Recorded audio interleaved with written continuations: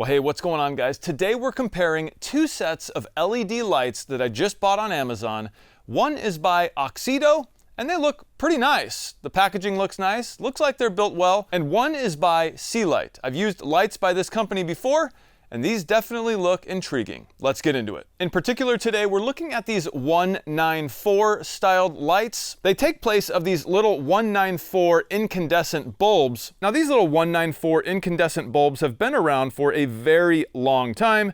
You can usually find them on the interior of most vehicles, but also on the exterior, you know, marker lights and things like that.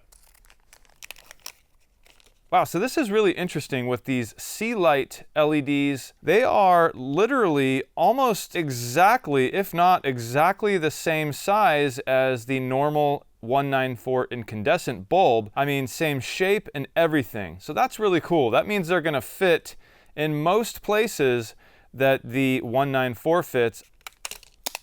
Wow. All right, well, I just dropped this one straight on the ground off the table, so that'll be a nice little test. Durability test coming at you here in just a few seconds. Okay, here we have the Oxido and C-Light LEDs side by side. A very different design. Both of them relatively the same size, but extremely different in their design. Not saying one is better than the other, they're just different. And here's all three of those right next to each other, and it looks like they are all relatively the same size, obviously designed to fit in all of the same spaces that the 194 incandescent bulb fits. All right, let's talk heat for just a minute. That is the main issue, I think, with a lot of these LEDs. All of the ones of the past that I've ever used and seen fail, I think is all due to heat. They're just overheating, they're getting way too hot. The little electronic components that are built inside of these LED lights, those things with heat will fail. And we see that in a lot of the reviews that we look at. A lot of people are saying, hey, these things are failing. They're blinking and flashing and flickering and all this stuff and failing. The reason why is because they're using these bulbs, these 194s, in a constant on sort of situation. So for example, a license plate light or a front daytime running light, you know, things like that, when the bulb is constantly on for like an hour at a time when you're driving at night or what have you, that situation is going to produce a lot of heat on these little LEDs, and ultimately they're going to start flickering and burning out because the heat is just too much for all those little electronic pieces that are on there. That's my theory anyways, so take that for what it's worth. I have noticed over time, over the years of me looking at all these LEDs, that the companies are now marketing, you know, heat dissipation and things like that. So I think this is a very known issue with LEDs and vehicles, but these definitely are intriguing. They're definitely fun. They're definitely cheap. You can get 10 of them for about 10 bucks, so they end up being roughly $1 a piece. And I still have ones like these ones that I've had for years and years, and they're not in a constant on situation, but they still work. This one was the under dash lighting, you know, where your feet go down there. So whenever I open my door, this light comes on. If I was to turn on all of the interior lights of my truck, this light comes on, but it's not always on. So that's why this thing has lasted so long, because it's only on when I'm opening my door to get in, to get out, and I shut my door, this little LED turns off. And that's how I use most of these LEDs. Okay, so let's take a look at the light output and color temperature of the 194 incandescent old school bulb. Well, there you go. On the incandescent 194, you can see that the output is okay. The color I really like personally. It's that more orangey yellow color, kind of like what a flame would look like. Okay, and here is that C-Light branded 194. And we have it on. And you can see this one definitely has a lot more light output, but the color is a lot different as well. To my eyes, it definitely has more of a white light, but there is a tinge of almost bluish green color that I'm picking up just in real life. I'm not exactly sure how the camera is going to pick that up, but to me, definitely a brighter output of light. So this is the C-Light. Let's switch over to the Oxido.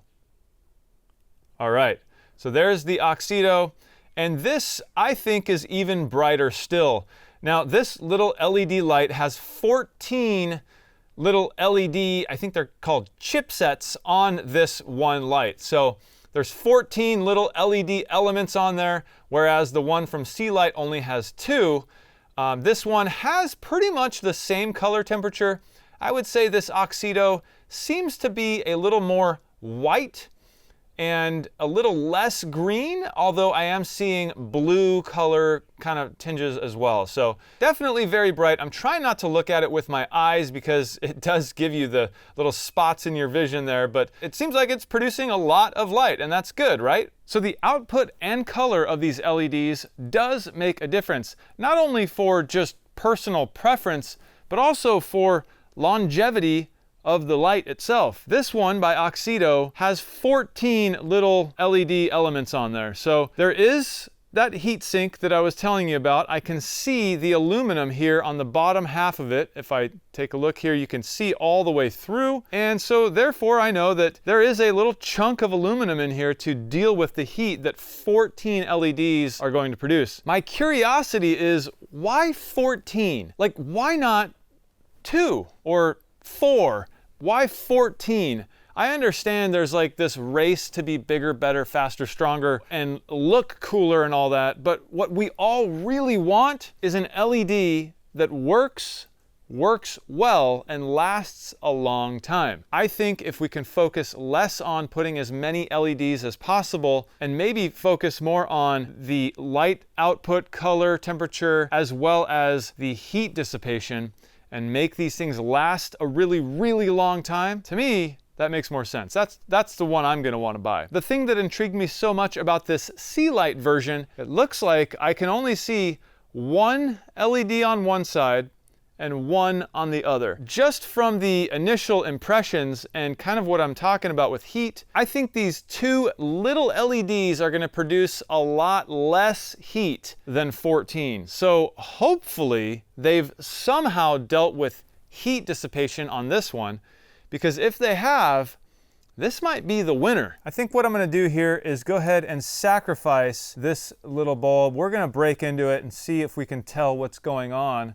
I'm not sure if that's going to be possible, but let's try it out. First off, what I'm curious about is all of this plastic? Scrape some of this off, and yeah, that's definitely plastic. So looking at that, you can see that is plastic, this whole upper portion here. So I'm not sure how well that's going to be able to deal with heat. Okay, the bottom portion is plastic as well. That's all plastic as well. So what I think I need to do now is bust into this and see if there's any sort of aluminum or anything going on the inside. We're just going to go all out here and try to bust this thing open. Okay. We're doing a good job. This is just a simple little piece of plastic that's being used as a lens to project the light. Oh, but what do we have here? There is nothing going on the inside like I thought there would be. Okay, I have the little pins bent out. Now we're just gonna pull. The bottom half of this is all plastic. This is just a completely plastic housing. And then housed inside of that is just this board, which you can see the 2 LEDs, one on each side.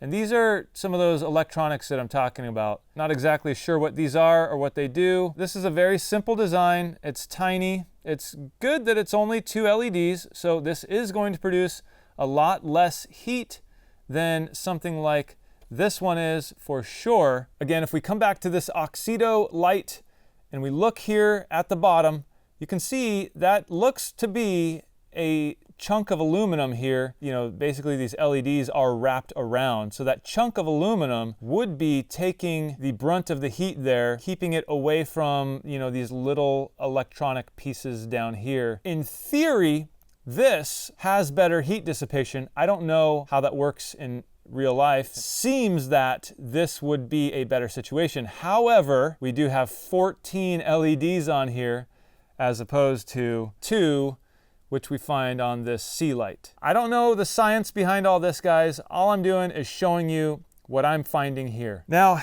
in the name of science, I'm gonna go ahead and sacrifice this one here and try to see what we got going on. Make sure that this really is aluminum. I don't think it would be fair to just rip one apart. I think we all wanna see what these things look like, what's going on the inside here. So you can see this set of LEDs is just it's like a sticker. And underneath there, that is, well, it looks like aluminum, and we will try to verify that here in a second. All right, we're peeling off this LED sticker. So we have the top being peeled off now, and what we can see is that does look like a chunk of aluminum. Definitely looks like aluminum to me. It doesn't look like plastic that's painted or anything like that. And just to verify, this is a very strong magnet here, you can see, and it is not sticking to this.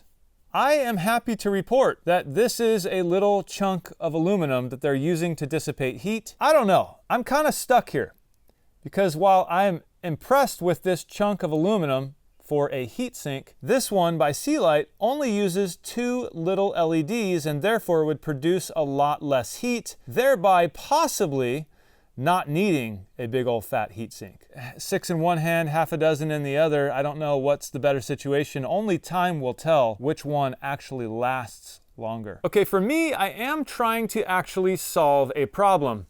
If we look at my lights here up in the ceiling of my Suburban, and well, it's happened on multiple occasions when I'm putting something really big in the back here, and somehow, some way, one of these buttons or both of these buttons gets pressed. And with the original incandescent 194 bulbs, which are in here now, those things draw a lot of power. So I don't know that these bulbs get pressed because, well, they don't put out a whole heck of a lot of light, so you just kind of don't notice them. And you come out the next morning, the next day to try to start your truck, and the truck's dead. All because one of these was accidentally pressed and left on overnight. How much better would it be if these were not incandescent bulbs, but LEDs that drew a lot less power? You may still be able to start your truck the next morning, and probably will. So let's change these out. The first step in replacing these on my particular vehicle, every vehicle is going to be different, is to simply press in on the lens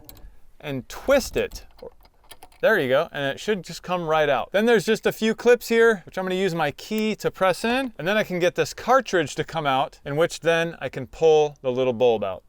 And with that original bulb out, I can take my new LED, seems like a pretty tight fit.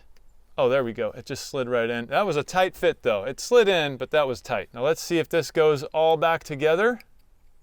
Let's see what this looks like. A little bit of a weird design there, but here we go. All right, that's now LED, and it looks good. It's producing more light than the other one was. I don't know if you're gonna be able to tell here, but I'll turn on the tungsten.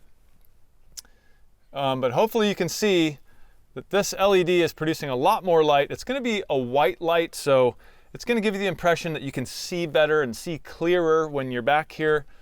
But I'm going to go ahead and do that to the other one. All right, I now have both of these swapped out with LEDs, and they are definitely putting off a lot of light, and that is good. All right, so we've looked at 2 different brands of 194 LEDs, one by Sealite, one by Oxido. I bought them both on Amazon, paid for them with my own money. This was simply a kind of sort of comparison / test, just to see kind of what they looked like, how they worked. I wanted to rip into them and see really how they were built, what sort of heat dissipation they had, how they installed, and of course the light output and color temperature of the light. There are a few things I can't test today, and that is the longevity. How long are these things gonna last? Which one is better? I just don't know. All right, enough about the 194 LEDs. I hope you enjoyed this video. If you did, please don't forget to hit that thumbs up. It really does help the video and the whole channel. And if you're watching this far and you're not a subscriber, consider subscribing. I'm Jimmy for One Road, and I will see you in the next one.